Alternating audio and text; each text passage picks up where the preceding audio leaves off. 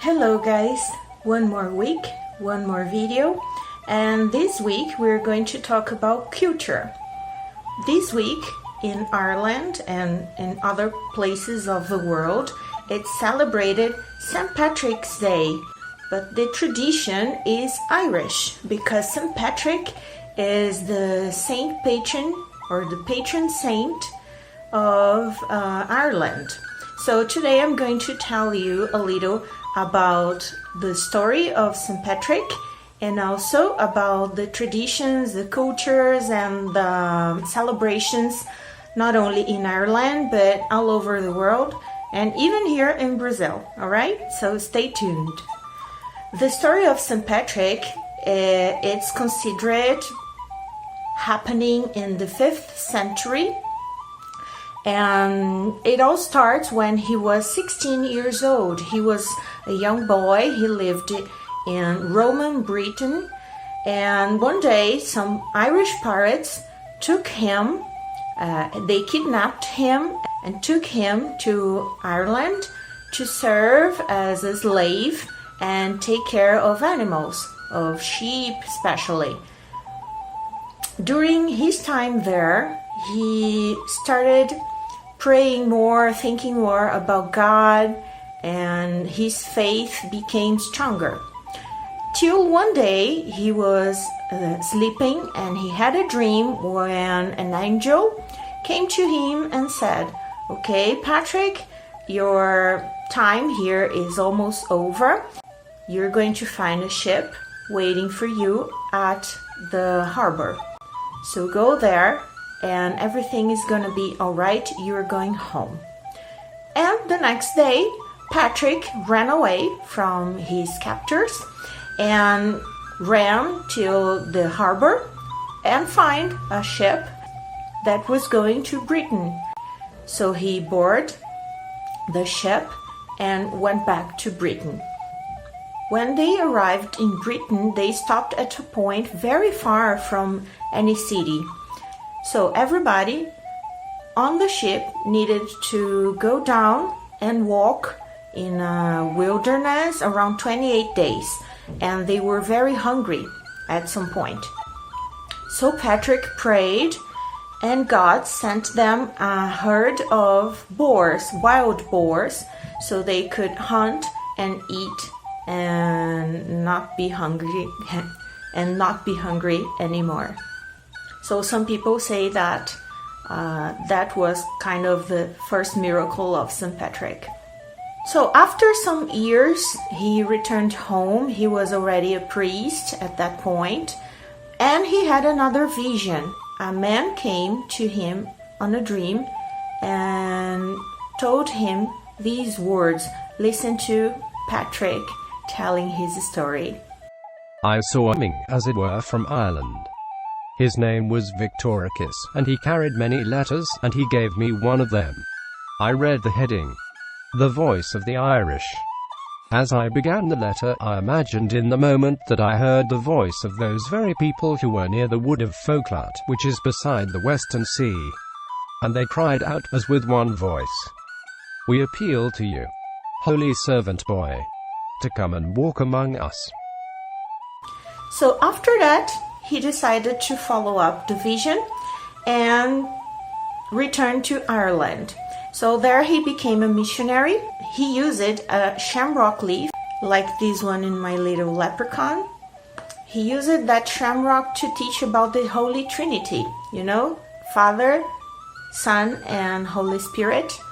And because he prayed all around Ireland, many people converted to Christianity.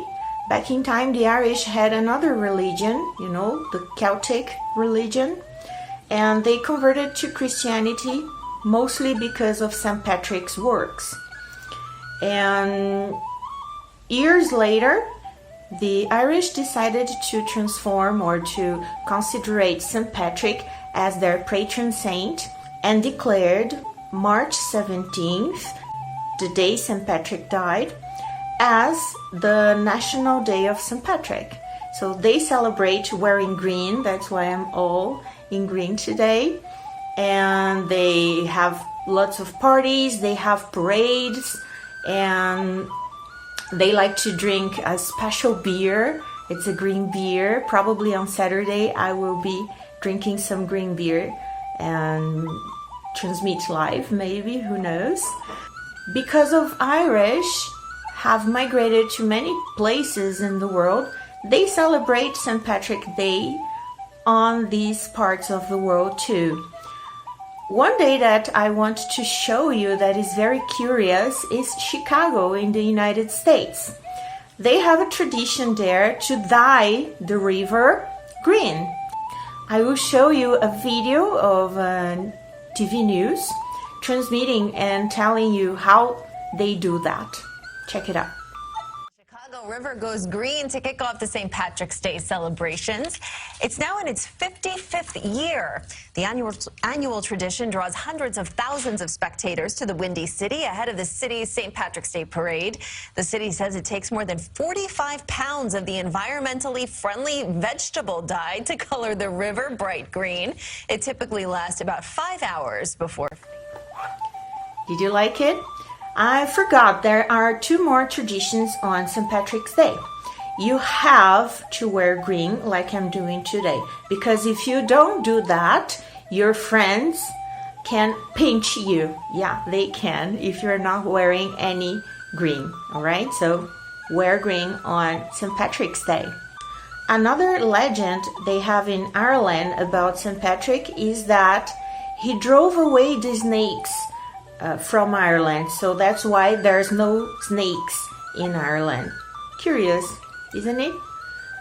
Well, I think this is it for today. I hope you liked St. Patrick's story, and be safe, celebrate safe, but celebrate is a very cool party. Maybe one day I will go to Ireland to celebrate it there. Bom, e para a brincadeirinha de hoje, como não podia faltar, eu escolhi, obviamente, uma banda irlandesa que muitos conhecem, ok? É a banda U2. Na verdade, o nome da banda não tem muito mistério. U2 é U2, ok? O que significa vocês dois. Mas você sabia que o vocalista Bonovox não tem esse nome por batismo? Não, até porque Bonovox é um nome muito estranho, né? O nome dele de nascimento é Paul Hewson, e anos depois ele adotou o nome Bonovox como nome artístico. Isso ele se inspirou numa marca de pastilhas para garganta. Então Bonovox é latim praticamente, é uma voz boa. Esse é o nome artístico dele. Espero que você não tenha se decepcionado demais, nem com o nome da banda e nem com o Bonovox, porque realmente o som deles é muito legal. Bom, isso é tudo por hoje, gente. Continuem aí participando, mandando suas contribuições, suas sugestões, tá? Provavelmente semana que vem nós vamos ter um vídeo aí, um bate-papo, de repente um desafio tag, vamos ver o que a gente vai fazer, tá? Então a gente se vê na próxima semana. Acompanhem, assinem, inscrevam-se no canal. E agora também tem uma playlist só de vídeos que eu fiz durante algumas viagens. Se vocês tiverem curiosidade de ver, acessa lá.